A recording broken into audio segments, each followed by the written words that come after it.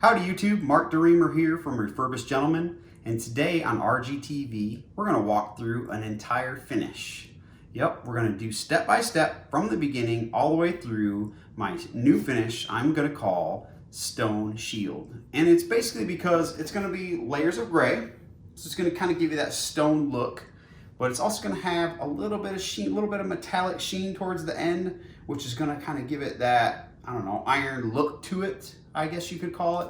So to start, we're just gonna walk through each step, and I'm gonna begin with what products we're gonna use. For this finish, it's gonna be an all Wyzall finish. So of course, you're gonna have all Wyzall products, from the paints to the primer to the waxes, to complete everything all the way up until the end to where we get to the gilding wax, and I'll get to that here in a second. So what do you need to do this finish? The very first thing, and I'll walk through the steps, I'll show you exactly how I painted it on, all that kind of stuff, but is primer. Now, do you need primer? Do you not need primer? It's totally up to you. Wyzall is a chalk style paint and will adhere to most surfaces. But for me and my best practices is how I prime and prep a piece. Probably 90% of the time I'm gonna prime it first, and it's just to give me a peace of mind at the end of the day when a piece goes out the door that I know that my finishes are gonna last and not scratch off and not have any issues. And I've used tons of different style paints, and back before I did priming, I used some of the best that there is, did all the correct prep work, and had it have issues. So it's not necessarily what kind of paint you use, it's just, again, a best practice of mine. So for you, it just depends on what you want to do with your finishes. You could skip the primer step with Wyzall's chalk synthesis line because it is a chalk style paint and will adhere to most surfaces. So it's just totally up to you. For me, this is how I did this finish. So first thing you're going to need is their primer. And because it's a gray finish, I decided to use their gray primer. And at the end of the day, it worked. Going from gray to gray, especially this piece, as you'll see, is like this yellowish, 1970s yellow laminate wood thing. And it just really covered amazingly well. Even with one coat of the primer, it covered really, really well, and then made the gray go on even better, and then the next layer, and then the next layer. So up to you on how you want to do your primer, what color you want to use.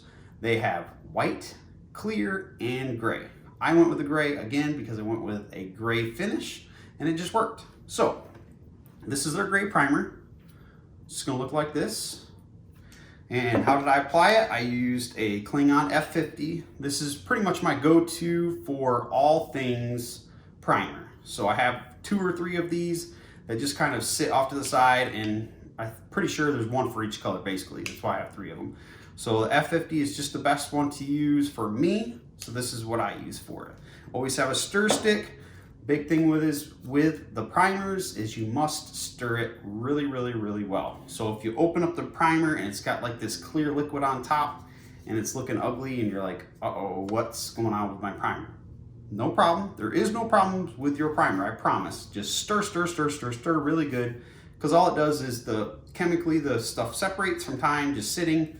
So you got to stir it up real good, get it all one smooth consistency of the gray color that you want, and everything will be great. And then as I show you in the first step, you'll get a glimpse of inside of the can to kind of see what the gray looks like.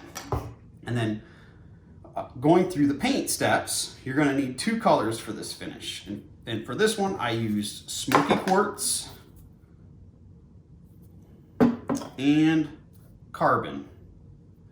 And again, this is going to be a layered gray-ish look, because Carbon's not really a gray, but it's not really a black. It's really a deep, oh geez, that's even hard. I'll show you when we get to that step. But basically, it's going to end up more of a gray-sided finish than a black, based on using Carbon instead of black. So you'll see when we get there.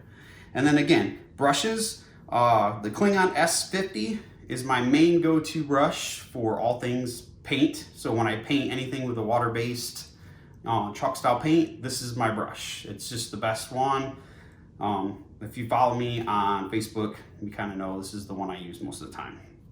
So But one of the steps is going to include dry brushing, and you're going to want to have something that's a flat brush. So you could get a El Cheapo $2 chip brush or something along those lines, which may or may not be what I use for this, because the one that I do have that's thin is the one of the Wise Owl brushes, which I primarily use for waxing.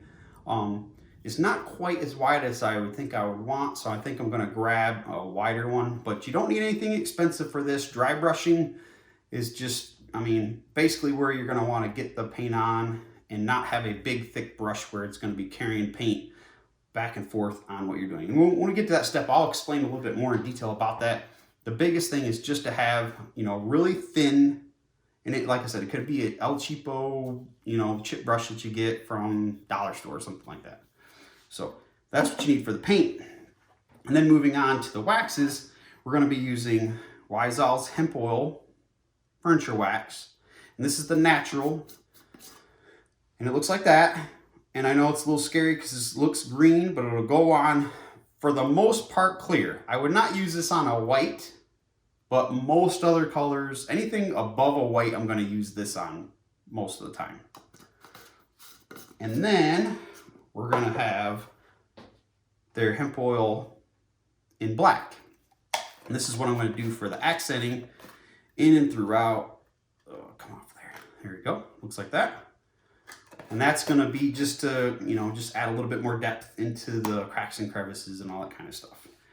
And to do that, again, for the main coat, the natural wax is going to be your protectant, your layer between your black wax and your paint is your natural wax. So this is basically your protectant of all that work that you just did painting. And this is my go-to brush for that. And this is their, I think, 2.5 inch, I believe, palm brush. And it's just, I mean, it couldn't be more perfect for just waxing, getting that layer of wax, that protectant on your piece. So it looks just like this. I mean, it's great. Another short-handled one like the S50 that I really enjoy. Just get in there in circular motion. And then, of course, you know, lint-free towel. I use t-shirts. I mean, it's just totally up to you. You can use blue shop towels. I use those as well. But again, we'll get to that step and I'll show you how we walk through that. And then finally, rub and buff pewter. Now, I didn't want it to be too shiny, so I didn't go a silver route with the gilding wax. So the pewter is what we're going to be looking for. And it's a grayer, deeper silver color. It's not really, you'll see when I get there, but we'll walk through that. And we're going to add this as highlights in certain spots and then a little bit all over. And I'll show you a little tip and a trick to do that to make it really easy and, you know, get it just enough but not too much kind of thing. So that's what you're going to need. Again, this is going to be my stone shield finish, and we're going to walk through every step from primer all the way through to the waxing to the final step with the rub and buff. So I would love it if you guys could, is if you enjoy this video, please hit the subscribe button, hit the notification tab, which will let you know anytime I do more videos. The plan for the future is for me to do more instructional videos that walk through step-by-step finishes that I've created. Just to share information, hopefully, you know, inspire people to, you know, try new things, just step outside their comfort zone. Maybe if you've just been doing whites or, you know, one color finishes, maybe this, something like this will kind of encourage you to say, hey, that looks like fun. I can do that. And that's the biggest thing, doing a step-by-step process, is really allowing you the opportunity to see step 1, we do this. Step 2, we do this, and be very specific and deliberate about how I show you those steps. So that way you feel comfortable in doing it yourself. So again, please hit that subscribe button, hit the notification bell so you know when new videos come up, and let me know what you think in the comments or if you have any questions. And that's it for step 1. Step 2 will be the primer, and we'll just actually prime one of the drawers, walk through how I do it right here in front of you, and allow you the opportunity to see how I do it.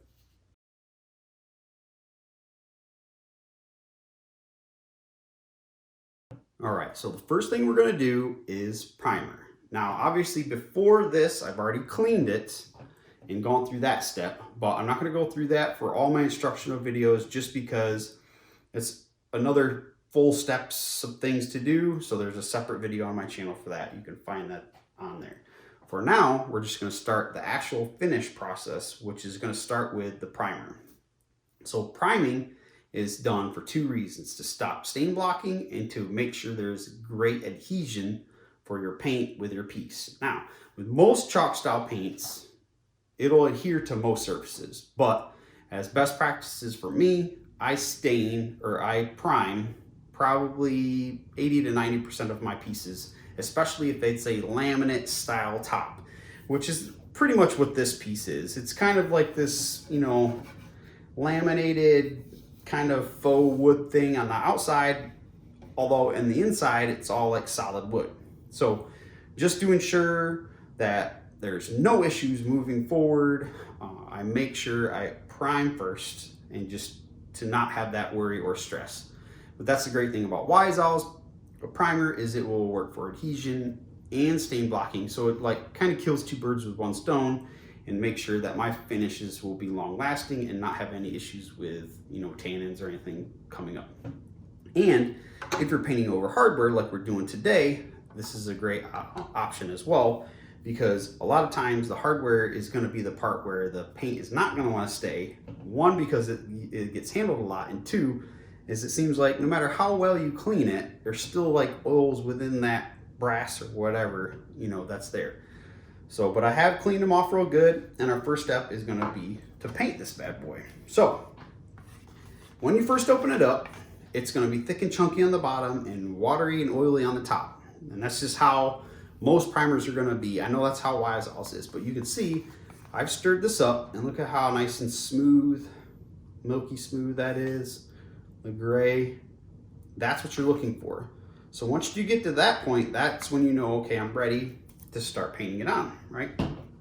So I've got my Klingon F50, and we're just gonna, well, first and foremost, I'm gonna clean off my stir stick and get this out of the way. And how I usually do it when I have hardware is I'll flip it to the back side. So hopefully you can see that real well, as I flipped it over so we're on the back side of the hardware. And use a little bit. Don't get crazy thick with the primer. It goes a long way. So we're just gonna paint it on. I'm going back on the back side of where the hardware was, because I'm gonna paint the back side of the hardware and flip the hardware over, and then do the front side and then leave it. That way I don't have to keep flipping back and forth with it. Just kind of how I do it. Jab it in there real good. Now the open time, and for those that's new, open time meaning the time that it's going to take before it dries. So for primer, the open time is long. So you have time to kind of jab it in there, and it'll leave all these weird marks, but you'll have time to go back in and kind of smooth it out where it'll settle and not be an issue. So, but you never want to do anything really thick coated. Paints, primers, no matter what it is, you don't want to do anything really thick coats unless your intent is to have a textured look. So even with primer, you want to go light on how much you're putting on at a time, okay? So usually for me, I get it on, and then I'll go back and forth and just get nice, even, flat strokes. And none of this you're going to see, unless I was to leave huge, thick, painted on marks, none of this you're going to see when it comes to the final finish. This is, again, for me, for this particular piece, is really just for adhesion. I have no concerns at all whatsoever, because it's more of a kind of faux laminate looking top to the drawers, that there's going to be any tannins or bleed through or anything like that. I'm really not concerned about that. So for the most part for this, again, it's just adhesion. And I'm telling you, Wyzall paint will stick.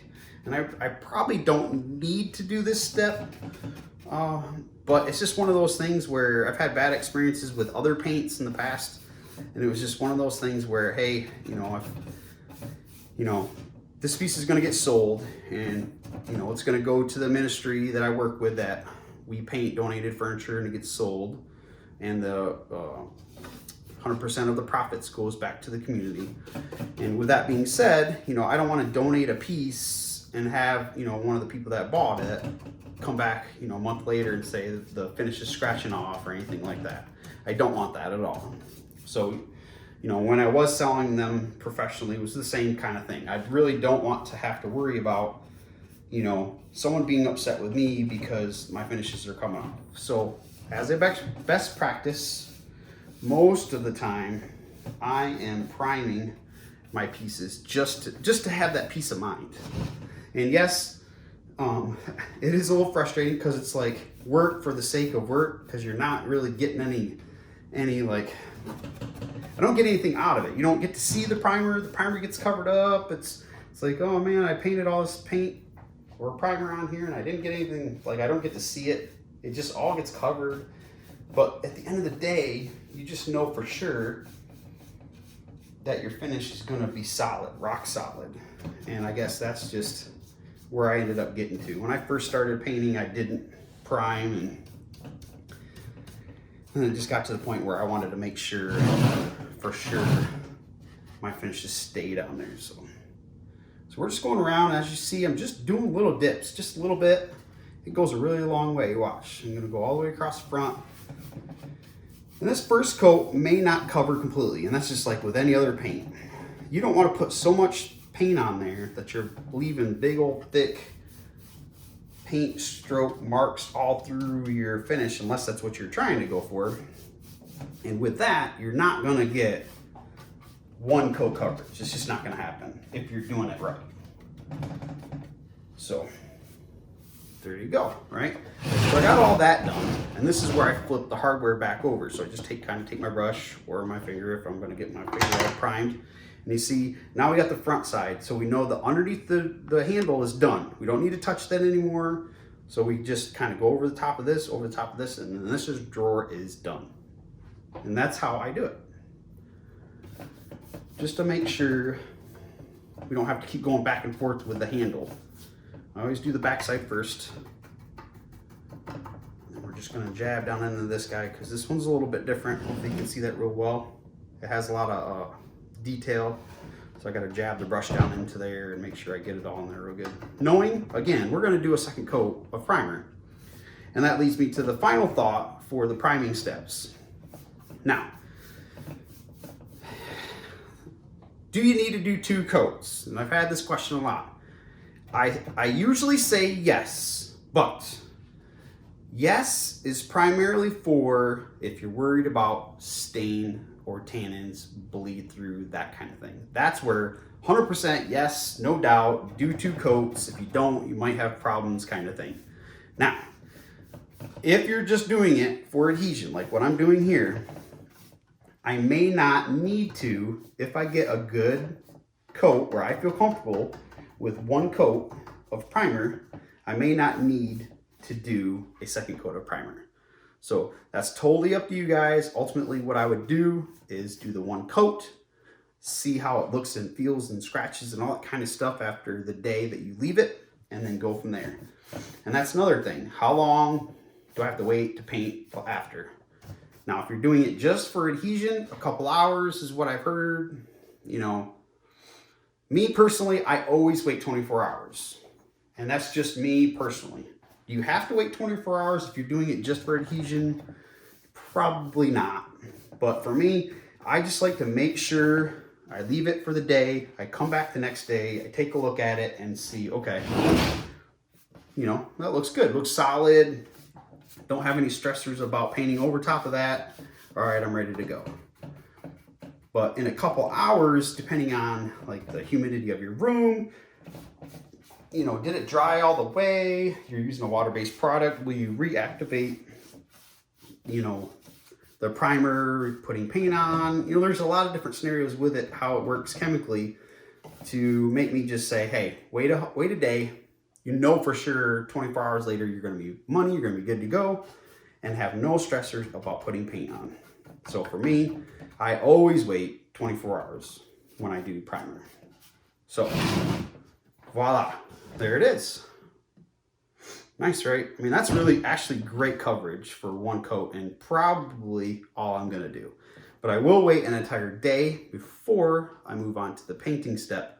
But again, if you're doing it just for adhesion, you can kind of be the judge if one coat is enough or if 2 coats is needed. If you're doing it for stain blocking, absolutely 100%, please do 2 coats and please make sure you wait 24 hours for it to completely dry, seal, and do all the things it needs to do to ensure all the stains will stay away. So that's it. It looks really good. Our next step is going to probably be painting. Even if I did do a second coat, I'm not going to go through a second coat with you guys. Just know I will mention that in the next video so you know whether I did or if I didn't, and then we'll go from there. All right, so now we're on to the painting step. And as I mentioned with the priming, I did wait 24 hours, and it's actually been quite a bit longer because this is one of the other drawers that has been sitting waiting for me to do the video so I can continue painting this piece.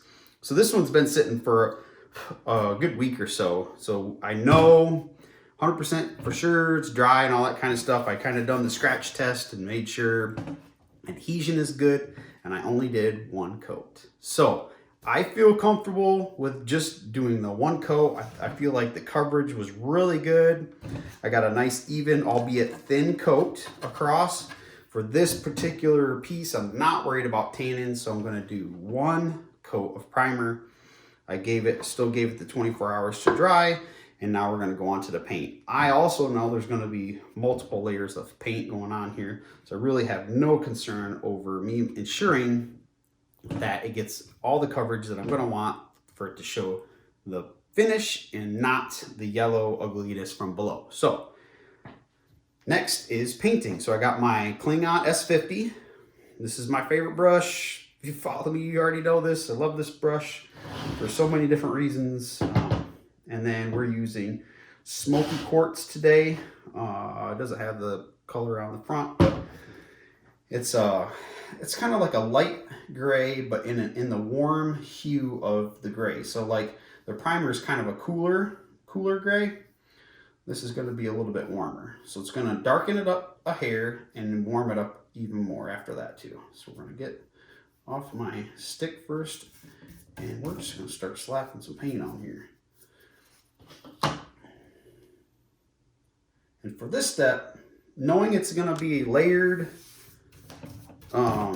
finish, that's going to be a stone looking finish, I'm not worried about brush strokes or having extra, thick, spots here or there. Actually, I kind of want that. So this first layer is just to get the first coat of the Smokey Quartz on, and then the second coat will be where I ensure I have complete coverage before we start going through all the layering process that we're going to do. So, but again, I'm not really worried about if there is any left brush strokes, because it's really just going to add to the final finish at the end, because we are doing a layered finish, especially with the dry brushing part. It's really going to all just make it look beautiful, because if it was just one flat surface and you're doing layering and dry brushing, it's not really going to show, it's not going to look like stone, it's just going to look like a flat colored surface. So I guess I said all that to say, if you jab some here and leave it, or if you have some extra over there, leave it. Don't stress over it. This is not that finish that you need to worry about those kind of things. So again, I have the hardware flipped over, do the backside first, jab in and around my hardware, and then I'm going to paint all this on. And just going to get a quick coat on just like this. And again, you don't need a ton of paint either, especially for the first coat. You just want to get it on, see how you're doing with a light coat first, and then go from there. And this actually is covering up really well, as the primer did, especially the grays. The grays cover really well no matter what, so you shouldn't have any problems with that. So again, we're just getting it on here. If we have some brush strokes here and there, so be it. That's kind of where we're going to have some added depth to the piece when you see that kind of thing. So that's it. Just quick, down and dirty. Get yourself a layer on there. And then, as I said at the beginning, I had the hardware flipped over. So we did the backside first. And of course, we're gonna get paint on my finger. We're gonna flip it back over this way. And this is what you end up having. But it just allows for you not have to keep going back and forth with that hardware, because that's kind of a pain in the butt sometimes. You start with the front, then you gotta go to the back, then you gotta go back to the front. So just, you know, a lesson I learned over time. You get the back side of the hardware done, underneath the hardware done, and that way you know what's underneath there is exactly what you want. And then you go to the front, finish the front up, and then you're done. And that's usually the last part of my drawers whenever I'm painting the hardware. Painting the hardware is fun to me because it's easier because you don't have to take them off and worry about all that stressors of what are you going to do with them, what color you're going to do them. And a lot of times, if you just use that gilding wax at the end, it gives it this last little bit of flair to it without having to do something so dramatically different. It kind of pulls it all into the finish instead of being like an accent to the finish. Because you could do a complementary color to your finish, or you could do it right along with it. And sometimes it just works. And I think with this finish, as you'll see in the end, it's just going to work having it be a part of the finish. So let's see how we look. All right, so for the first coat, you might see a little bit of the lighter gray primer peek through. I'd say the biggest parts are, I'll make sure there's no pooling. So on the corners, all around and around the hardware, make sure there's not pools of paint. As long as you're doing that, you got a good thin coat, I think you'll be good to go. And again, you know, I'm gonna go back in here towards the end when it's starting to dry a little bit and add a couple little brush stroke marks here or there, like this and like that. Make sure we get all the way around the drawer. And just add in a little bit of layer texture, you know, maybe jab a couple spots here, there, something like that. Oh, and again, the corners, key thing in the corners, just kind of jab your brush and make sure there's no pooling. So jab, jab, jab, and if you do that, it might leave lots of marks. Just kind of pull away. That way you don't have big pool marks. I hate it when I forget to do that and there's a big pooling in the corner, because when you get to the last step and you want to add your black wax into that corner to accent it, to age it a little, it's harder to do if it's a big pool of paint there. So you want to try to avoid that. All right, so that's looking good. So that's the next step. I'll probably do 2 coats. I will not come back and show the second coat because it'll be the same exact thing, just another coat of paint. So after this will be the waxing. Okay, so I did decide to show y'all the second coat of Smokey Quartz. And the main reason for this, and not something I would normally do unless it's a more layered, textured kind of finish. So after, you know, thinking about it a little bit, I did want to actually show you, just because it is going to be a little bit different based on how I'm going to apply the paint. So you can see this is coat number 1. It was pretty great coverage. Got through, I missed a couple spots where you can see the lighter gray from the primer in there. And there are some brush strokes here and there, but we want to add to that ultimately, is why I wanted to show this step. So I'm gonna grab my brush, and just a little tip and trick with Klingon brushes and Wise-All paint, you can put them in a Ziploc bag at room temperature and just leave them, you know, for however long in between your coats, so you don't have to keep washing your brushes in between coats. So that's where that one was sitting. So for me, I'm just gonna grab a generous amount, so about that much. And we're gonna go at this drawer, and what I'm gonna do is put this on a little bit thicker than that first coat. I actually messed up my own process because I did flip the hardware over and flip it back. So the biggest thing for this particular finish is we want almost cross-hatching underlying brush strokes. So the first layer we put on, I added some little extra brush strokes in here and there, and then we're going to do the same thing with the second coat, and the second coat is going to be a little bit thicker. So we're going to use a little bit more paint. We're going to, you know, ensure that there's more little brush strokes, little, you know, just little jab marks here or there that you just kind of leave. and have it become a part of the overall finish. And again, it's all this is going to make more sense as we get towards the end. Why?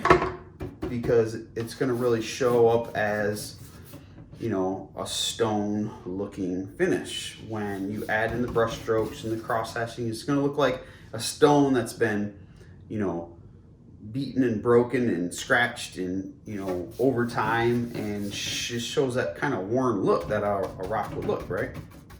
Or stone would look. So we're just gonna get, and like I said, a generous amount. You saw already how much I used. I'm gonna keep adding more until I get it just how I want. I'm gonna tip this up a little bit, and maybe the light will show my brush strokes a little bit better that way. I have this on a wide angle, so I'm hoping that these videos will allow you to really see a little bit better without me having to zoom in all the way on just what I'm painting. So when you're gonna do this all the way around the edges, you know, do some jabbing like this and leave it. You know, just like a stone is not gonna have a smooth finish. It's gonna have bumps, it's gonna have, you know, striations through it. It's gonna look like it had layered of time and all that kind of stuff. So that's kind of what you're going for.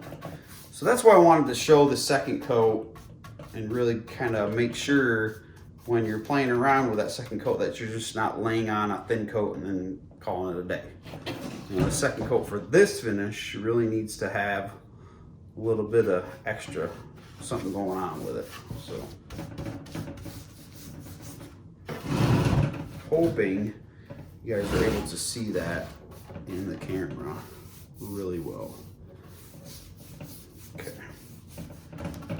And again, it's just going to be a nice thick coat.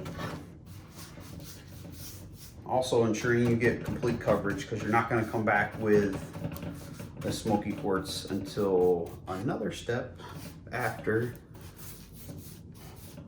So for this step is I want to make sure I got complete coverage step and make sure I really give some good looking brush stroked, cross hatched texture to the finish to give that stone-like look, which is going to all come into play as we continue to layer paints on top of each other throughout this finish. And just the same thing all the way around. The sides, I mean, are not going to be as important because they're going to be pushed into the drawers. And the hardware, get that a little bit more. Oh, that looks perfect, actually. Okay, it's around. I got the front, both sides, and again, do some of this little jab action, and it'll leave some really cool little marks, and you can pull it back if you don't like it. But that's what we're looking for, something like that, where again you got brush stroke marks, you got cross hatching from the bottom layer to the top, you got some just kind of stippling, you know, marks here and there. And that's how you do coat number 2. And that's it. Again, if you're using Klingon Wyzall brushes, you just throw this in a plastic bag and save this for, you know, your next coats. And then when you're all done, then you can wash it and do what you need to do. So, but I have more drawers to do, and that is how we do the second coat for my stone shield finish.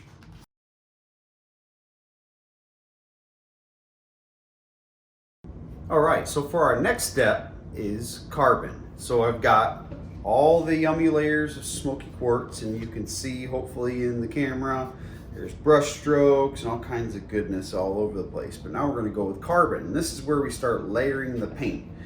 And for this step, it's a little interesting because you're gonna be like, oh my gosh, I just totally messed this whole thing up. But you just have to trust this process, trust the steps, and just do this step and wait for the next one, and you'll see how it all kind of comes together. So what I've decided on for this one is a R18 Klingon brush. And the main reason for that is because It's a round. It's gonna get me narrower into spots because I'm not gonna do a complete coat of carbon. It's gonna be one coat, and it's gonna be in the certain areas. And those certain areas are gonna be anything that's recessed. So down in all the recessed areas in and around here, in the corners, in the all along the edges, all along the hardware, and probably a little bit in the back. And that's what we're gonna do. And I'm just gonna go ahead and do it and show you exactly what I'm talking about. Now again, this is probably gonna be a little scary at first because you're like, oh my gosh, I just totally messed this all up. Because you know, you might not look like the way this ends up looking right here right now. Or you might be like, wow, that's kind of cool. And you could stop here and just keep the finish this way. But this is just the next step in this process. So like I said, we're just getting the carbon in, we're jabbing it down in. That's another reason this round from Klingon is a great choice for this process right here, because it's good and stiff and round, and it's going to get down into just the areas I want it to get into. So basically what we're doing here is we're deepening and darkening the areas in which would be deepened and darkened normally. So your recessed areas where you'd see the shadowing, and what this is going to end up doing is adding depth to the finish after we add the rest of the layers to it. And the one good thing about it is we're going to be layering it with this and the same base coat, which is going to allow me to pull back quite a bit of the carbon if I don't like it, or if I put too much on, or any of those kind of things. So again, don't freak out if you get to this step and you're like, I don't know if I want to do that. Just trust in the process, because the next step will kind of bring it all together and you'll be like, oh, okay, now I see why you did that. But ultimately, like I said, the main part of this is to add a little bit of depth, character to the piece. It gives you that, again, it's going to be Stone Shield is going to be the name of this finish, so it's going to really bring out that kind of stone look. Going over all the brushed areas from below, from the Smokey Quartz, is going to bring that out, especially once we do these corners. So the corners, you're going to want to jab into the corner and pull out and away, so it kind of frays like this. So you're going to jab and pull, and then just kind of round it off, just as if a normal, you know, aging had happened to the piece. That way it's kind of feathering out and not having big thick parts here, and you'll see why when we do the next layer, why that'll be important, because we don't want to have to go over it too much and completely cover the carbon. We want to have some of the carbon showing through to be a part of the overall finish. So that's looking really good. So when you have a lot of recessed areas, you want to make sure you get all the way in and around and look and make sure you didn't miss any spots. That way the deep cornered recessed areas are the ones that are going to keep that carbon all the way through, and then also get darkened even further with some wax later on. So, okay, so that's the drawer itself. Now we're going to hit the hardware, and this is where you're basically just going to paint it. I mean, ultimately at the end of the day, you're going to get complete coverage, because there's no real way to just get the recessed areas with something this small. But it's not going to matter, I promise, because once you get to the next step, it's not going to matter. Now, when you're going around these plates, you're going to just jab into it like this, and then again pull away a little bit. Just pull away, so you're feathering it outward from. You just want to make sure you're getting it into all the way around the edges of down into here, so that darkest parts is in the most recessed areas. Okay, but just jab, pull away, and that gives you that feathered look to it like that. And we're going to do the same thing on the other side. And again, using this Klingon one of the rounds. This is the R18. It's kind of like their middle. There's a smaller one and there's a bigger one, but it's a great option. As you can see, like I'm able just to hit this one area and not get it too heavily into any of the other areas. Might have got a little bit too much paint on that one, but that's a good thing about when you're layering, is even if you accidentally put a little bit too much paint on, you know you're going to be able to basically hide or mask that little bit when you get to the next step. So then you're going to jab on the inside and pull towards the middle. So you feather that out a little bit. So I'm going to jab, pull, and that's looking pretty good actually. Let me flip the hardware over. We're just going to make sure I get in all the recessed areas around the hardware. This hardware is very unique in the fact that it has its own recessed areas, which is going to really look beautiful when it's all done, but something you just got to pay attention to make sure it gets everywhere you wanted it to go. Okay, yeah, I think that looks perfect. So we're going to do this with the drawers. Each one of the drawers, the same kind of concept. We're going to darken around the inner corners in any of the recessed areas through the hardware.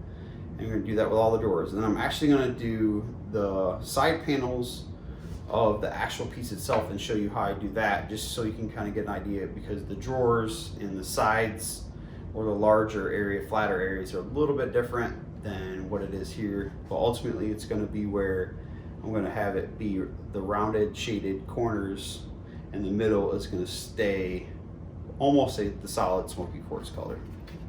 So that's it for now, and again I'll do another little video to show you the large flat side areas.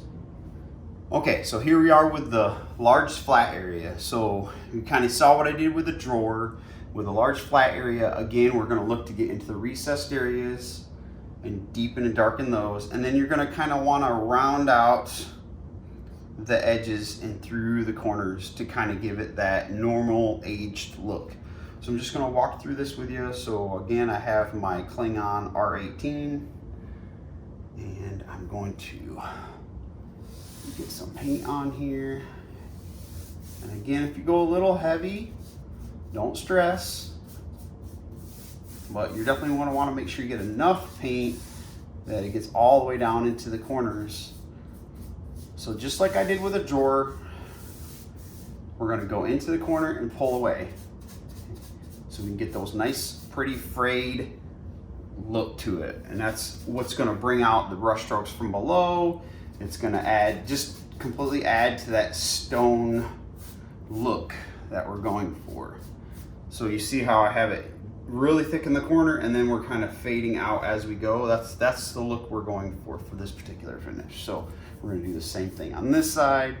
I'm going to jab into the corner and pull away and try to keep it rounded as best I can anyway. So jabbing and pulling away, and we kind of have this rounded look to the corner, and that's what we're going for. And then what you can do, and it's totally up to you, is if you want to kind of pull a little bit down and almost do like a dry brush look to it, and then just pull a little bit into the rest of the finish, knowing that you're going to go over it with another layer of paint, and you can cover up any of this that you're like, I don't like that, I wanted to keep it all gray. But for me, it's going to be a stone look. So for this particular one, that's what we're doing with this. We're making it get a nice stone look, and now you can already see the brush strokes from below and why those brush strokes from below were important, because now it's starting to get that look. So if I went to pick up a stone outside, it's going to have cracks and frays and lines and different colors and variations of and all that kind of good stuff. So we're hitting it on the head really well with this step, using the steps we had below already. And again, jabbing it into the corner. I'm not trying to hit these rounded edges, but if I do, I'm not worried about it because I know I'm going to be able to fix that. But that's not what we're hitting. So you just leave those alone. Get it really good, carving really good into those recessed areas. And then again, jabbing it in, pulling out. And that's what's gonna give you that nice feathered look. And then you wanna try to have it be where it's going from thicker paint to thinner paint, just to give it the normal kind of aged look to it. You know, like if they've just been sitting there over time, around those corners and recessed areas is where it's gonna be that darker color. Okay, so something like that I think is gonna work. I'm gonna pull a little bit from the bottom too. And no, I know what it's going to look like because I can see it in my head, and I think this is what is gonna work best. Just like this. Round off the corners a little bit. Just get a natural rounded effect like that. And then this part's gonna be a little bit tricky. This is probably gonna be one of those where I just end up painting the whole thing, just painting it over. When you have some really heavily detailed areas, there's no way I can jab into the inside and not get the top part too. But we are gonna go over that with our next layer. So you don't need to stress if you have one of these kind of pieces like I have here, where you're like, well, how do I get in there and not get the top part? Well, you just will have to, like what I've done here. I've hit the rounded areas where I didn't want. We're gonna get to that. We're gonna fix it. It will work. It's gonna look amazing. I promise. So you just gotta, again, one of the biggest things I tell people, especially when they're watching my videos, is just believe in the process. Keep following through with the steps. It might look ugly because it's gonna look ugly before it looks beautiful, is usually how most of the finishes I've done are. It's just because it's, you know, a layering effect, adding this to this, and then the final is where it ends up being amazing. And that's usually what happens. I see it on my head, I know what it's gonna be in my head, but to get to where that is, there's those ugly steps. So, and you just have to trust the process. And that's the biggest thing, trust the process. So, but that's it. And then for down here, I'll probably just have to paint the whole thing because it'd be too hard to do one or the other. I'll just show you. I'll go along this area right here, trying to leave as much of this rounded area untouched with the carbon, because we don't need any of the carbon around the rounded part. We just want it in to the cracks and crevices and deepening, darkening those areas. And again, this is the Klingon R18. It's just a round brush, it's stiff, so it allows me to really jab into those areas like that. And also gives me a small enough surface of a brush where I'm just trying to get to the areas that I want to and not all the areas. But anyways, that's kind of an idea. So you can see a larger, flatter area. I think I ran through what to do when you have the detailed areas. And then the next step after this, we're gonna come back with the Smokey Quartz. And that's where the fun's gonna happen, because you're really gonna see where the Smokey Quartz, the carbon, and then more Smokey Quartz is all gonna come together to really make the painted part of this finish.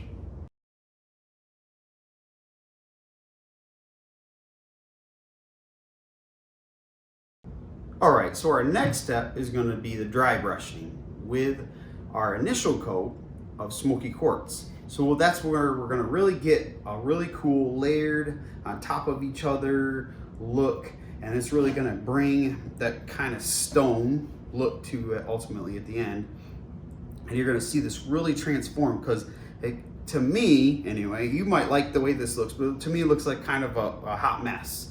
And it's funny because I was actually just talking to my daughter about this, and sometimes in art, you know, it's going to look ugly before it looks better. And it's, again, falling back on the premise of you got to trust in the process. So if you have somebody like me who you know has already completed a finish or has done enough of them to know at the end it's going to look good, you just have to fight through those ugly steps, knowing that at the end, is really the only time you're going to see its true potential of what it's going to look like. So you have to get through all these steps. So for me, you know, obviously I really don't like how this looks, but this dry brush, I've already done a drawer, love it. I mean, it turned out amazing, turned out exactly how I thought it would in my head.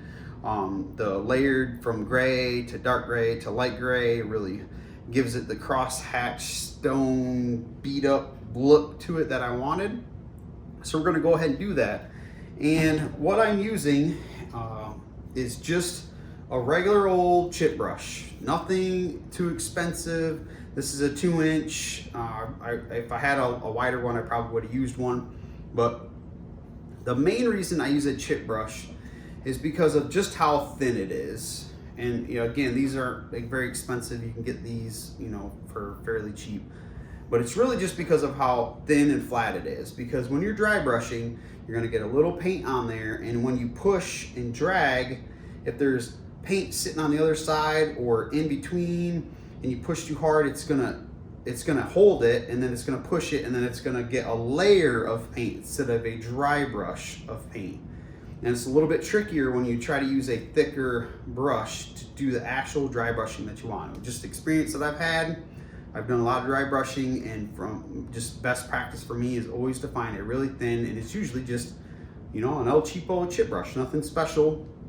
It's just because of how thin it is that makes it work better for me. So, okay, so how do you dry brush? So if it's your first time, I got my can of Smokey Quartz down here. I'm gonna dip very, very little paint. So I'm gonna show you just a teeny tiny little bit on the end, right? And then what I have here is I have a blue shop towel. I'm gonna put it up here so you can kind of see it better this way. So, and as you can see, I already started this on the other drawer. I'm gonna push and drag it out, flip it over, push and drag it out, right? And I'm gonna keep dragging until there's just barely any paint on there. And then I'll leave a little puddle here, so I don't have to keep going back and forth to the can, and just dip and drag for my next pass. Just dip and drag, drag, drag. Try to get as little as possible on my brush, because this is where the dry brush comes in. It's almost to the point where, especially with a chalk style paint, that it's gonna be dry to the touch. I mean, almost. So then we're gonna take it and we're just gonna simply drag it across. And at first you wanna be light-handed, because you don't know how much paint you got on there. Even if you pull and drag like I did, you don't know for sure. So until you feel how much, then you can go a little harder, a little softer. And then what I'm trying to do is just dry brush across the raised edge areas and just a little bit over the recessed areas. And as you can see, it's already taken on a really cool look. And then what you want to do is you're going to go across it. You don't want to go this way, because you might accidentally dig down into the corners where you're trying to keep it darker. So you kind of want to go across, and you can kind of cross hatch it. So you're going back and forth for this particular finish, because you want it to be imperfectly perfect, I guess, because you're looking at it to be that kind of rock stone look, like it's been dropped and scratched and cut and all that different kind of things. So you want to kind of do it different directions. You don't want to do the same direction. And as you're doing over these raised areas, you don't want to cover it completely. So you want to give that good layered look to it. So I'm just going to go over all these areas like this, and I'm going to go all the way around. So once you start to feel like, okay, no matter how hard I press, I'm not getting any more paint, that's when you go back to your shop towel, you dip in the wet end and pull and drag, flip it over, dip, pull and drag, and you just flip back and forth a couple of times, and you go back to it. So I'm gonna put this back up so you can see. Now I'm gonna do the handle, and this is where it really gets cool, is when you go over the handle, because if you drag it ever so gently and don't dig, always pull, don't push, pull it over, watch what happens.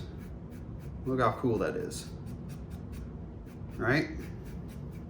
And I'm gonna flip it over, pull, not push. Make sure you're never pushing, because ultimately when you're dry brushing, the idea is, especially for this finish, is to leave the recessed areas dark and the top areas light, so you have that good contrast, and that's what we're going for here.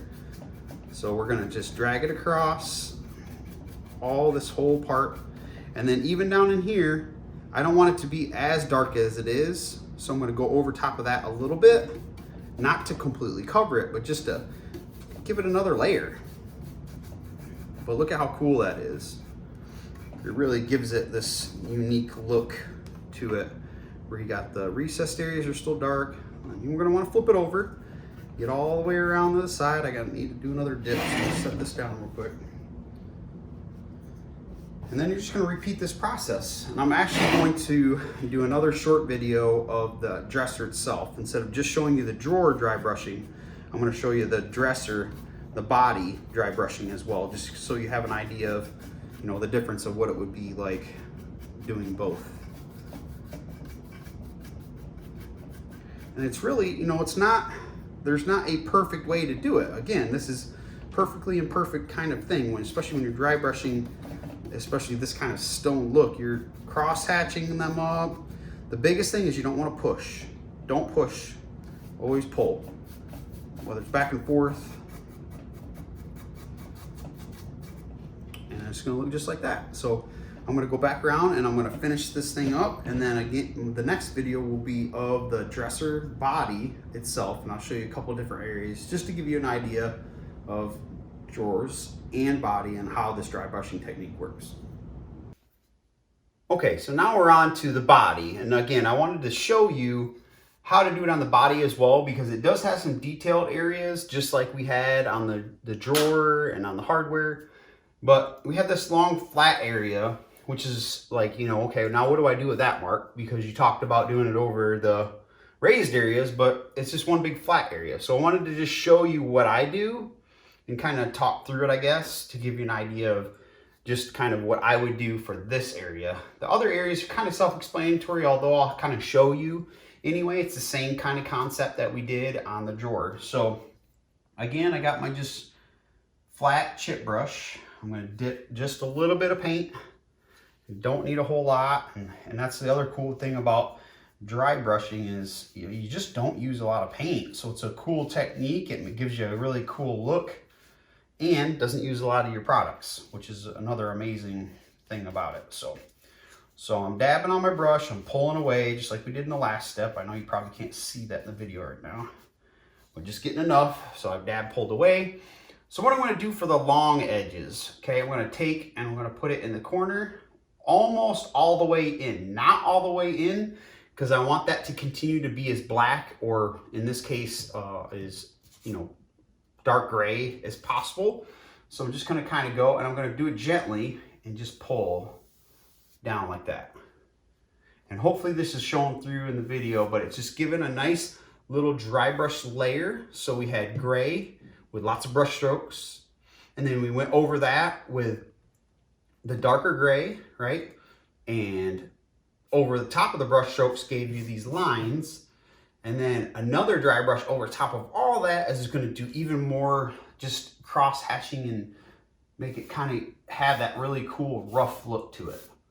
So that's what I do for the long edges. And then if you want to get creative, you can do some of this stuff too, you know, side to side, all that kind of jazz. So you just have to figure out, you know, like what you're thinking you're going to want it to look like in the end. But this is how I do it, and how you're going to get the look that I'm doing on this finish. Starting at the top, pull my way down.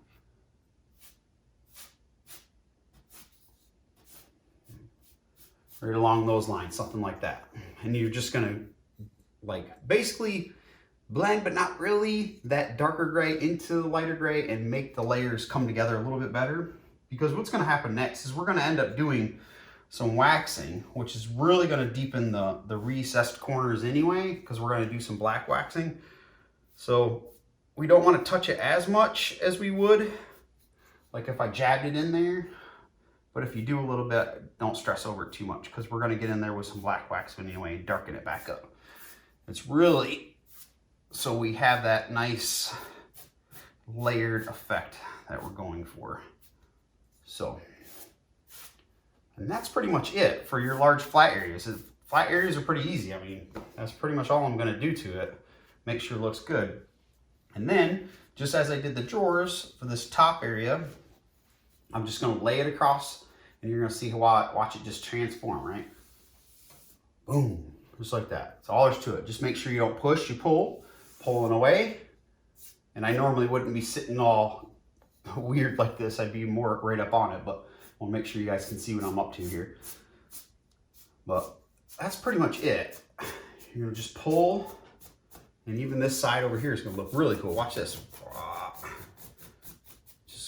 Go over top of it, cross hatch it a little bit, perfectly imperfect, right? For this particular finish. Really give it that weathered stone outside, you pick up rock on the ground kind of look is what we're going for. So again, we're going to go across this edge up here at the top.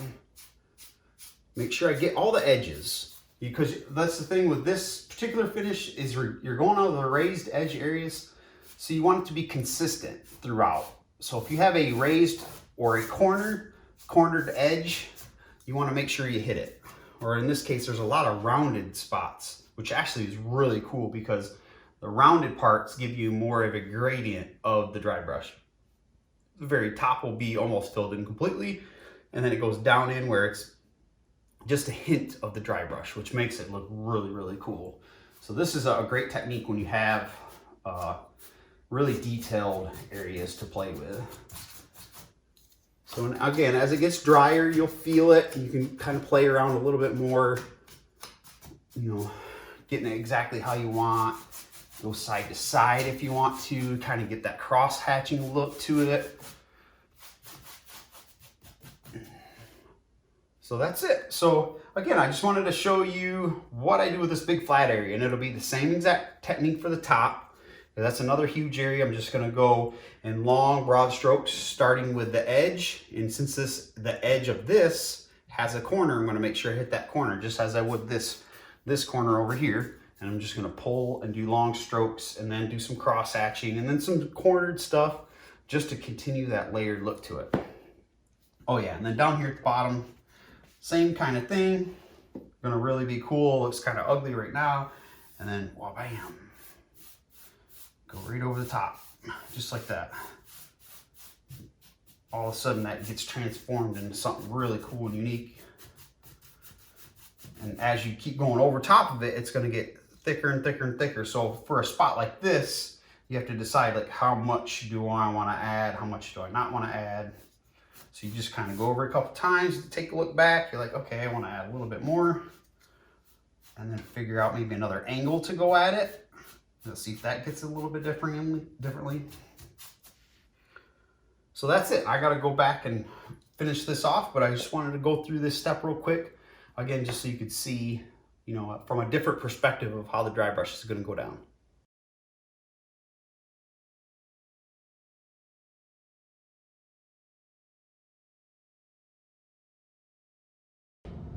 Okay, so now we're on to our waxing. And this is the fun part. This is where you're gonna breathe life into that chalky finish that the chalk style paints will give. You know, it's really dull and blah. And then you're gonna top coat it, and it's gonna be like, I don't know, just reviving life back into what you've done. And that's kind of the fun part for me. I'm a wax guy, I love to wax. I think it really gives the most perfect finish to chalk style paints, in my opinion, especially when you're doing, you know, layered looks like this. So as I mentioned at the very beginning about what supplies we're going to use, I'm going to use Wise Owl's hemp oil furniture wax in natural, and that's what we're doing for our clear coat. So we're going to clear coat first, and then we're going to accent with a black wax after. So you always want to do a clear coat first before you, well, I take that back. You don't always have to, but, you know, depending on your finish, you want to do a clear coat of wax first to kind of separate your paint from your accenting waxes. You get that clear coat kind of protection. So your clear coat is for protection of your paint, all the work you did. And then that kind of, trying to think of the right word, but it's like a protective layer between your paint and then your accenting waxes, because your accenting waxes will be just that. It will be an accent too. So you don't want that to be what soaks into your paint, that is your protective coat, unless that's what you're going with for your finish. And I do have finishes like that where I go directly to like the black hemp oil wax. But for this, we're gonna give it the layer in between. And what that'll do multiple things, but ultimately it'll protect my paint, right? And also make it easier to paint on in those accenting areas with the black and then peel it back off. Because if you go straight over the paint, because it's a chalk style paint and it's hemp oil wax, it absorbs into the paint, it chemically bonds to the paint, and then hardens, and that's what that does. So if you have that layer of the clear or natural before you do black, it just makes it easier to maneuver around and make it where you want. And when we get to that step, you'll kind of see what I mean. But for me, for this, I really like the hemp oil in natural. It's, you know, the strongest, and just it goes on. I mean, it's beautiful. It goes on like no other wax that you will use. A lot of the waxes go on unevenly. You got to do multiple coats to get it even. It doesn't, just streaky and all that kind of stuff. I've used a lot, trust me. This one, you're gonna go one pass and it's gonna all absorb evenly and beautiful. It's gonna be wet, and then you're gonna wipe off, and wipe off, kind of buff wipe off until it looks a little drier, and then it'll take a little bit of time to dry. That is the one thing about hemp oil wax. It does take a little bit more time to dry because it is hemp oil based, but trust me, it's worth it.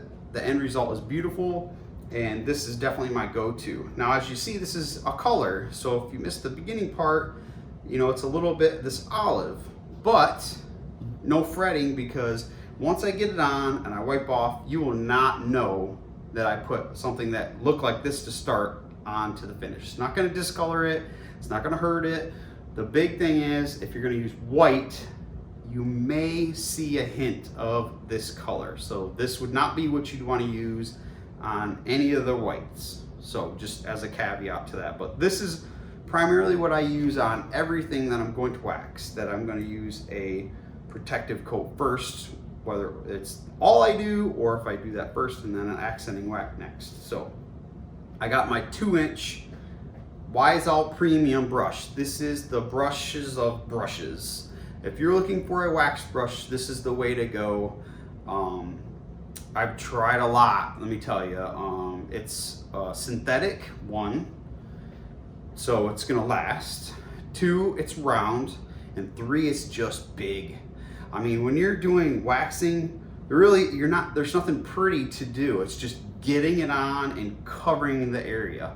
So you want something just like this, and it just holds really well. There's different ways you can get in and around it. It's a little heavy, but it feels good in your hand. So this is always my go-to brush anytime I'm doing my protective coat, clear coat, hemp oil natural coat, whatever. So it's really simple, and you're just gonna dab on a little bit, and then we're gonna go in circles. I'm gonna tip this up, hopefully you can see it really well, and you can see how it changes right away. You just go on in circles, and what this is going to do is allow that wax to set and absorb into the paint.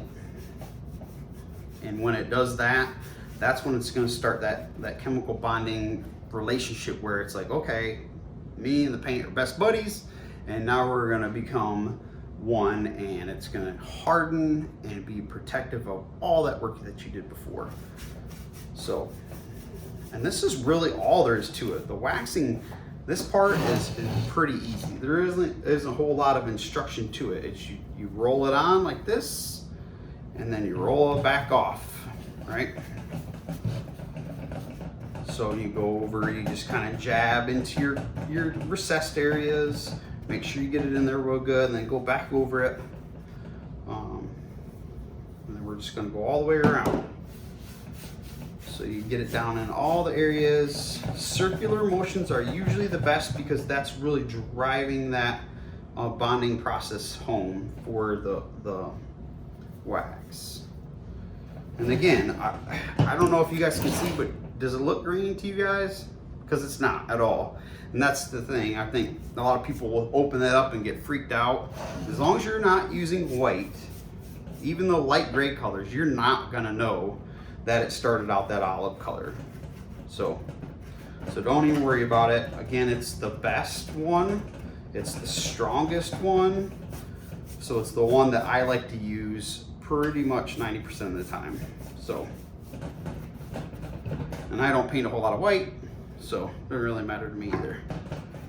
So without me going all the way around, I just wanted to show you the inside, and I'm gonna show you how to wipe off, right? So get a rag. This was just a white t-shirt, cut a big square off, I fold, and it's just like you do with a shop towel. If you've ever seen any of my other videos, you fold them up so that way once the area gets too covered in your wax, you can just unfold and fold back over, and bam, you got another one within one, and then you can continue doing that with all the different squares that this combination will get you.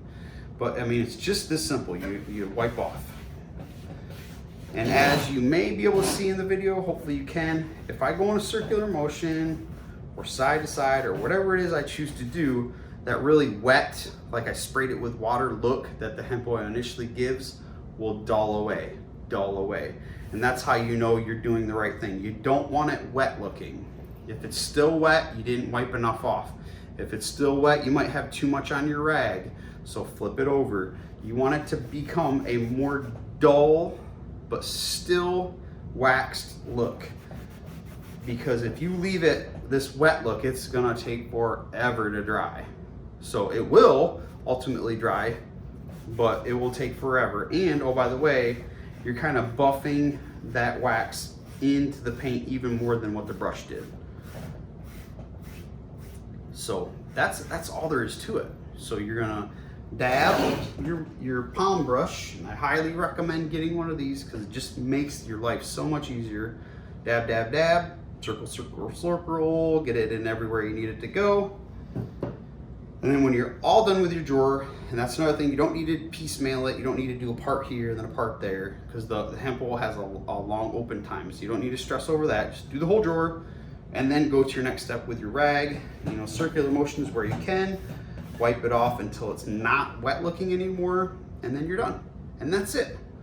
So after this, we're gonna use the black hemp oil wax, and that's where it's a little bit more technique driven of how to get it in where you want and how to pull off in the direction you want and kind of add to this kind of, you know, darkened areas. It's just gonna deepen it even further in those recessed areas and just add to that aged stone look that we're going for with this. So, but that's it for now, and next again, we're gonna be doing our black hemp oil wax.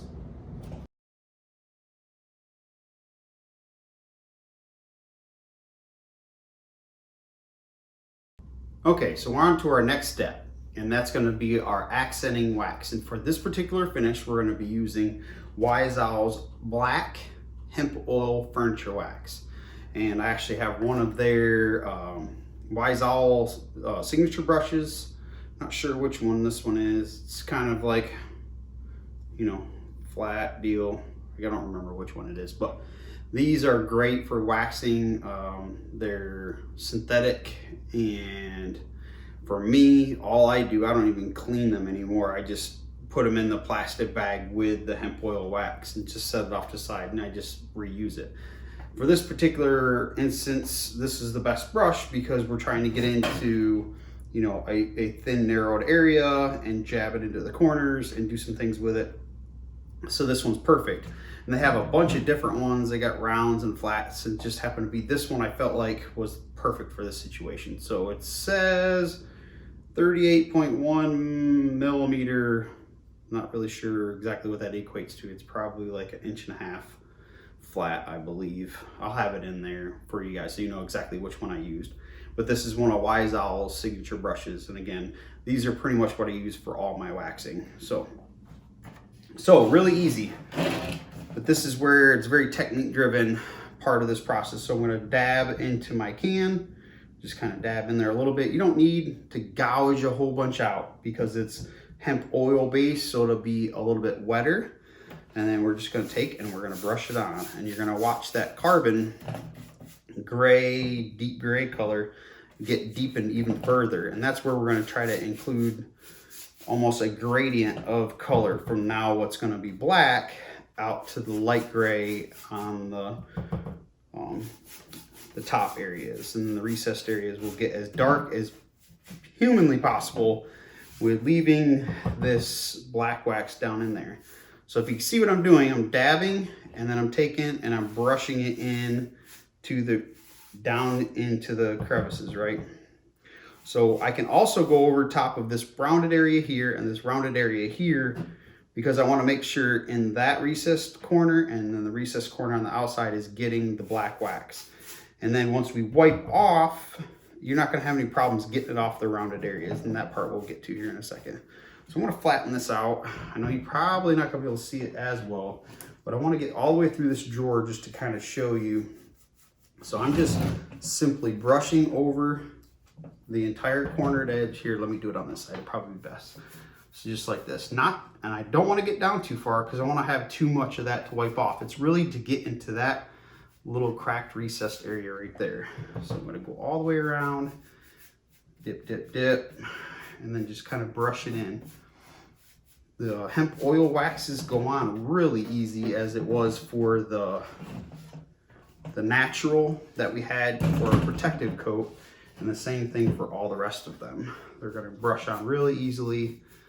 As you can see, this is not taking a whole lot of work. It's gonna be nice and even coat. It's not gonna be like sticking to some parts and not to the other, which is another really great thing about the hemp oil wax.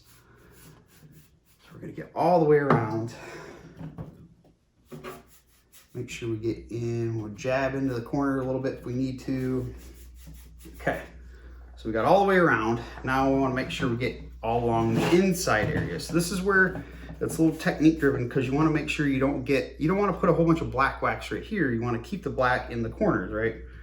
So what I'm gonna do is I'm gonna just take the kind of the corner of this thing and jab, and get the heaviest parts right in that cornered area. Just like, you know, if it was older, it was aged piece, you know, that's what you're looking at. The corners and the recessed areas, the areas that are gonna get that darker look to it. So you're gonna jab in there, and then you're gonna pull out. Jab and pull out. And then I'm gonna go right straight across the line to get really down in that recessed area and just pull out just a hair.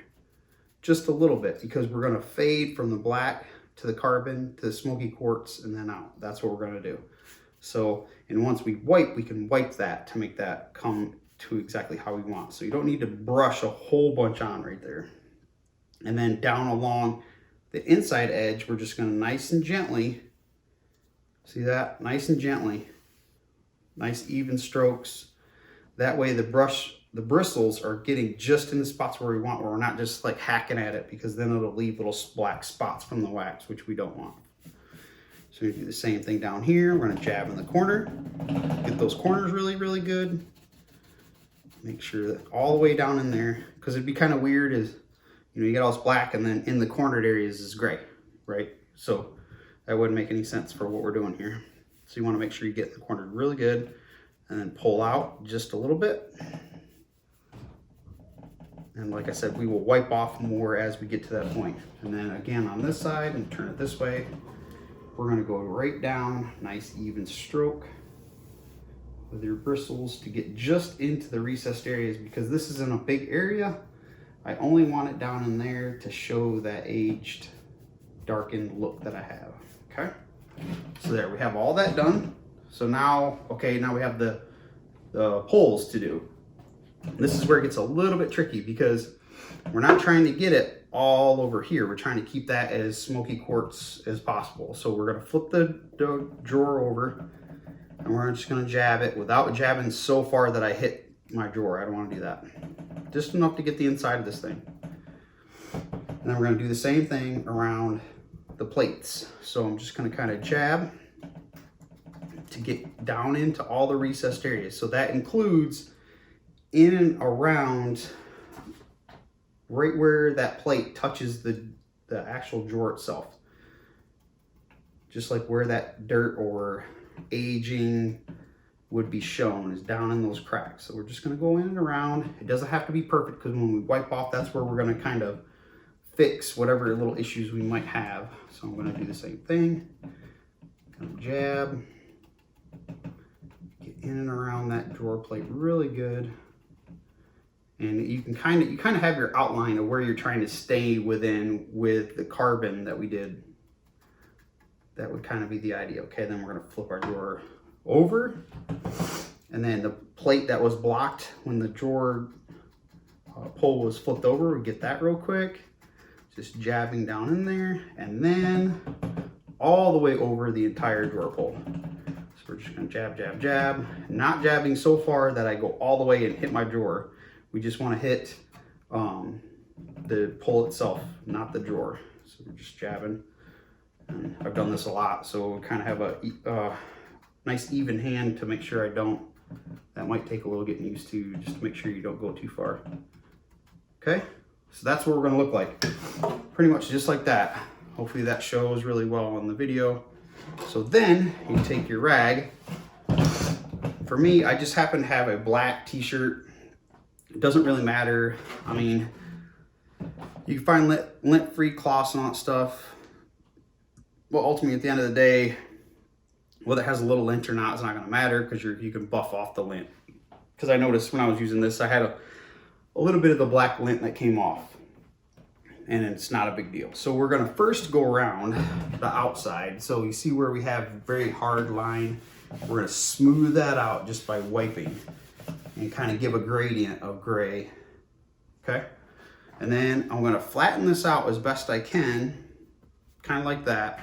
And I'm going to go across the rounded edge. And this is where all that black is going to get pulled back off because we want the top part of it to be a lighter color.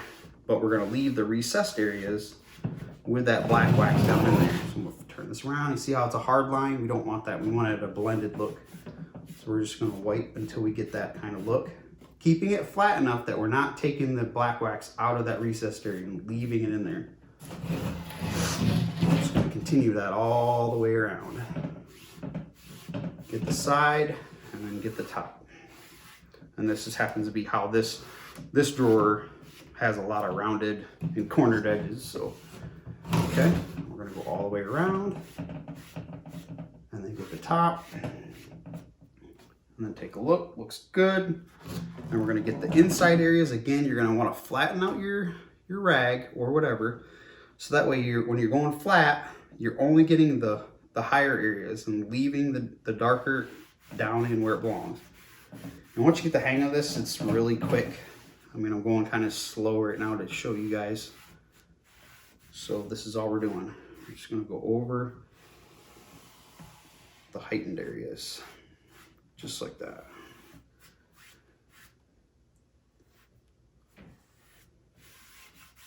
See, there we go. And then we're going to do that drawer pull the same way, and it looks almost black now. So we're going to just wipe over the top. And just with one wipe, you see that little light gray smoky quartz coming back. And then we're going to keep it flat and do the same thing. We're going to wipe, wipe, wipe. Keeping the black wax down in the bottom. Same thing for these drawer plate.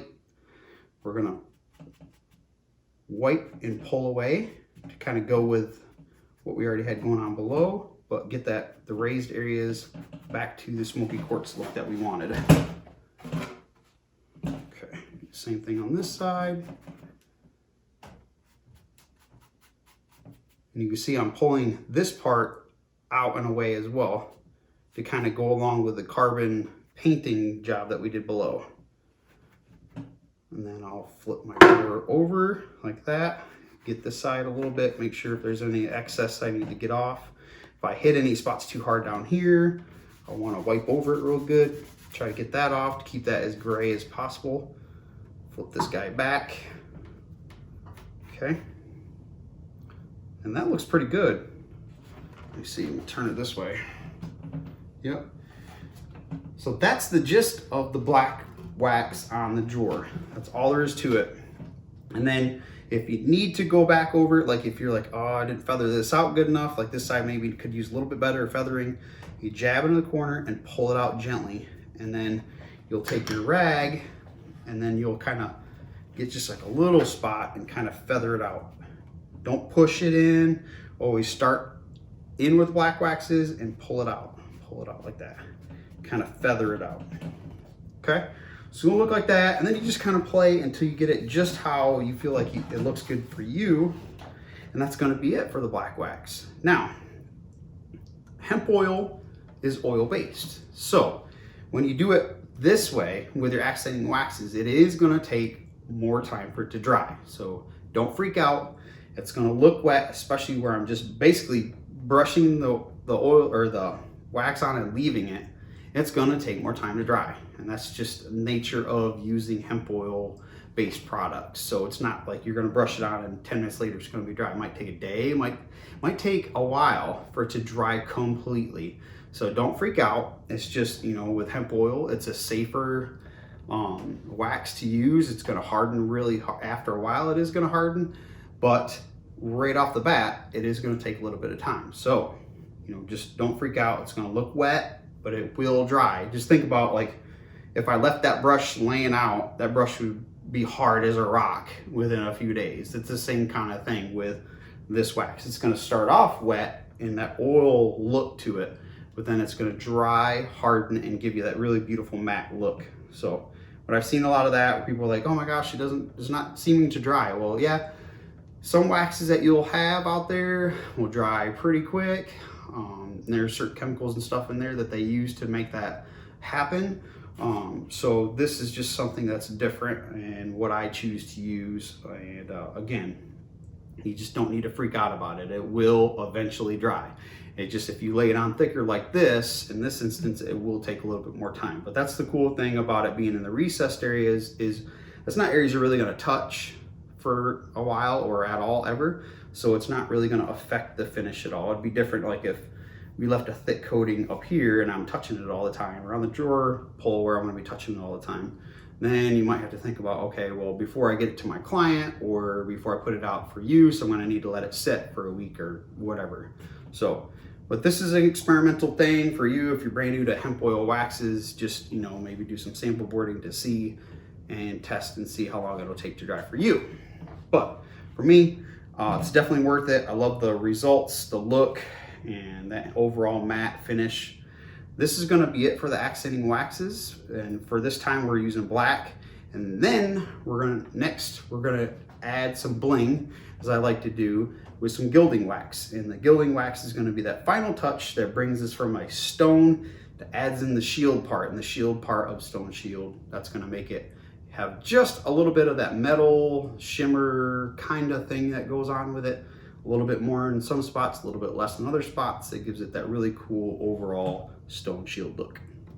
All right, so I wanted to do a really quick, because I know the other video went a little bit long, but I really wanted to show the drawers a little bit more of a specific thing with the recessed areas and the cracks and the crevices and the drawer handles and all that. But then you're thinking like, okay, well, what do I do with this big old flat area? It's gonna be a lot of the same of what we did with the carbon as our second step. We're gonna go into the corners, jab into those corners, we get them really good and dark, and then we're gonna feather it out, right? And this is all we're gonna do.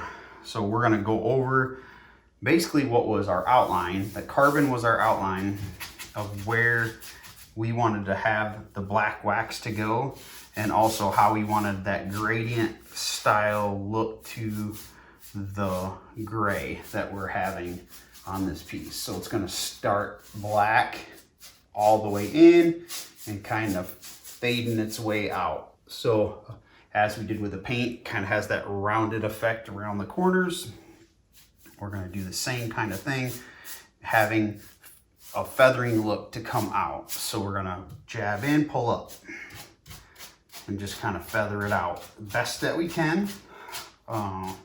This is not one of those very exact finishes. It's, you know, a rough styled finish, which lends itself to, you know, you having the opportunity to not have to really make it look perfect. That perfectly imperfect finish, as I like to call it sometimes. And then you can go all the way up and down, however you want to do it. You know, just add a little bit of it over the raised areas throughout, almost like a dry brush effect. That's all you're gonna do, just like that. And we already talked about the recessed areas, so I'm gonna jab it in all of there and wipe over the top. Same thing down here, jab it in, wipe off. So same thing that we did with the drawer, but this large flat area was an area I just wanted to go over really quick because it's a little bit different on, you know, what the heck do I do with that big flat area? So it's a lot like what we did with the paint, but just adding another layer to continue that gradient look from the black all the way out to the gray. So So that's going to be it for this. And again, next will be our gilding wax, where we're really going to give it the shimmer and finalize this look.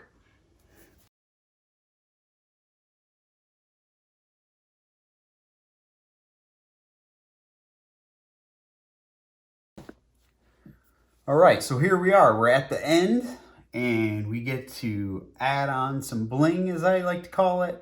And it's just that one last final icing on the cake that's going to really finalize the shield part of this stone finish. So we got the stone look. We got the, you know, the rock layered gray black thing. It's weathered looking. Already looks amazing, but to start to really add to the contrast, so from the dark all the way to a light color, and give it a little something to tie in with what people may add to this piece. So in the final pictures, you'll see what I'm talking about. So like if you're doing your decor, you're going to try to match some things up. You know, if you're doing a silver decor, you're going to have, like, you know, stuff that has silver with it and that kind of thing, to have it like all tie in together. Well, what I like to do is add some bling, which will allow for that kind of tie in to whatever kind of decor folks have. And for me, for this one, it's Stone Shield is the name of the finish. And the shield part lends itself to having some metallic, you know, styling to it, which is where this final step is going to come in. And what I'm using for this is going to be Rub and Buff Pewter. And I like the pewter when I don't want a real shimmery, shiny, silvery look. It's more of a dull gray, and works really well once it's applied over to not be, like I said, that really bright, shiny, silvery. It'll give a shimmery silver look, but not that just like overbearing, because I don't want the silver, or in this case the pewter, to overtake the overall finish. I want it to complement the finish. So that's what this is going to do. So what we're going to do and how I apply it is, okay, so we're going to take our pewter, I'm going to pour a little bit on here, right? And if you've never tried Rub and Buff, it depends. It could be a little watery, it could be thick, it just depends. But this stuff is some good stuff. I found it sticks to almost anything, and once it dries, it's not going anywhere. They have a really great selection of colors, so it's one of my favorite brands for this particular style of, you know, end finish or whatever you want to call it. So I got my shop towel, I got it folded up into, you know, corner or squares like I do, and I'm going to get my finger and I'm just going to rub. And I'm going to rub, and I'm going to rub. And I'm going to rub it into the shop towel pretty good, so it gives me a little spot. And I'm going to have this big, thick thing on my finger. Well, I don't want to have any kind of thick coating on my finger. I want it to be a thin coat. So I'm going to go around the outside of that circle and rub some off. Make sure you're, you know, as it dries and pulls a little bit of the shop towel, you just kind of wipe that off, get that out of the way. So you're going to have this kind of thing on your finger. It's not a thick coat. It's a really thin. I can see my fingerprint through it. And what I'm going to do is I'm going to just take and rub over the top. I'm not sure how well you're going to be able to see it in the video. In the pictures, I'll have some really great close-ups, and we'll be able to put that in the video as well to show you what's going to happen. But as you see, I'm just taking the raised edge of my fingerprint, and I'm rubbing it across the raised edges of the piece and all the areas in which I want some added highlights. So we went in with the black wax, and we got the recessed areas to get the really dark contrasting shadows, and now we're hitting it with the highlights, so it has a really cool from dark to light feel and look all throughout. So as you run out, you squirt a little bit more. You continue to rub that kind of circle motion on your shop towel. Make sure you don't have any like chunks or anything. What will happen is sometimes you'll get a chunk on the tip of your finger, and then you go to rub, and it'll sink down into your recessed areas, and there's really no way to get it out. So you really got to just be mindful of that you got a nice thin layer, and then we're going to go over top. And you can see that little kind of sun flowery type thing just come to life with this little layer of pewter we're adding to this thing here. And it really looks beautiful. I mean, it really adds to, like I said, that layered, contrasted look from dark to light, shadows to highlights, which I really, really enjoy when I do my pieces when they're layered. So we're gonna go all the way around, and you're gonna wanna be real gentle about it because you don't wanna get down into there. You wanna leave that black as best as you can, okay? You'll get a little bit, like I caught a couple spots in the here and there. A little bit here and there is fine. You know, again, this is kind of a rough finish and it just adds to the layering. So I'm gonna go up underneath with my finger, get in and around. And those that are wondering, you know, since this is a knob, is it gonna wear off over time? And the answer is no. Once it dries, it hardens really, really well. And my experience with the Rub and Buff is it lasts a while. And is strong, and you're not going to have any issues with it, you know, rubbing off or anything like that. You don't need to top coat it. It's a wax, so you're really not going to top coat it anyway. So it's kind of a finishing last touch to your piece. This is always what I do last, and then pictures come next. So again, just rubbing it on. I'm going to go down underneath here and rub all around this really cool plate that this knob has, all the way around, and make sure I get all in there, right? So I want to continue on with the rest of the hardware, but the other part to this overall finish was I wanted to give the whole thing a slight shimmer to it for that shield metallic look, but not have it be where I'm wiping big thick coats on. It's just where there's a faint like shimmer to it almost, and not so much, like I said, that's taking over. The knobs will get a thicker coat where I'm actually rubbing it on and you're gonna see it. These areas will not. So how do you do that? Okay, so I have my shop towel, and I've used it quite a bit. I've rubbed a lot off, right?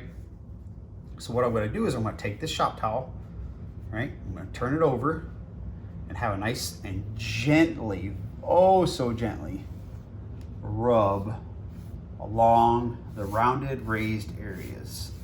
And you trust me when I say you want to do this very gently, because the harder you do it, the more it's going to look like this and less of just the gentle shimmer. Now, if you go and you're like, you know, oh, I really like this look, I want to add some of that to everywhere else, you're more than welcome to do that. But for how I'm going to do it, this is my little like pro tip for getting a little bit of that gilding wax in places that you want, but you don't want it like really heavy.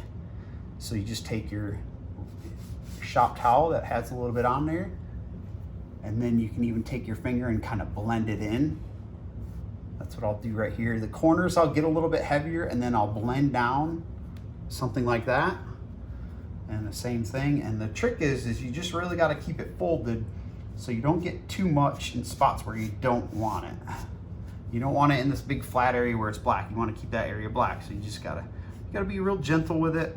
This is probably a little trickier of a process because you're trying to get it just so. But it's worth it in the end, I think, when you get the end result.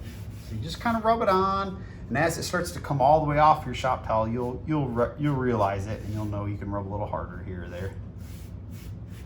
So I'm getting around all these raised rounded edges as best I can here. It's a little tricky. And then once I have that kind of where I want, I take my finger that doesn't really have a whole lot on it, you know, just a little bit maybe, and then I'm going to just kind of blend. And usually go from the corners and bring it out. The corners will usually have a little bit more than these longer flat areas, but just kind of go in and blend it a little bit. That way, if one area got a little bit more silver than the other, or pewter in this case, you can blend it out so it all looks nice and even. So again, I know this probably is going to be hard to actually see from what I see, from what you guys see in the camera, but it's the basic technique I wanted to really show. And then the pictures obviously is where you're going to really see the shimmer come out really well. And then one last thing before I get off of here is the hinges. So I always like to hit the hinges as much as I hit the hardware. So you're gonna kind of do that separately, and you're gonna do it real gentle like to ensure you get it and not get too much like the actual door area. So I'm gonna do nice and gentle. And the reason why I like to do that, I think it ties it in. So we got heavy, not so heavy, a little heavy, and it just kind of, it binds up all the areas that as would actually be the brass or, you know, hardware style stuff together. And I think that just, I don't know, to me, it makes sense when I'm doing it like this. So that's it. Really love how it added to the finish, but didn't overtake the finish. Using the Rub and Buff Pewter, they have some silvers that would be really shiny, and some golds and coppers and all different kinds of fun stuff. If you're like, well, you know, what I want to do with it is I want to go a different direction. I want to go with a gold because I know my room's going to have gold in it or something like that. You can always add or alter or do some things that, you know, fit what you're looking for. But ultimately, the technique will be the same if you're using Rub and Buff. And that was the most part I'm trying to get across, was just the technique part. Then your little pro tip, using your shop towel to gently drag across other edges so you're not getting a big thick layer. And this is what you come up with. We're gonna have final pictures. I'm gonna add those to this video so you can kind of see, you know, where it was, where it went through, and then where it ended up. And hopefully you guys enjoy the video and want to try it yourself.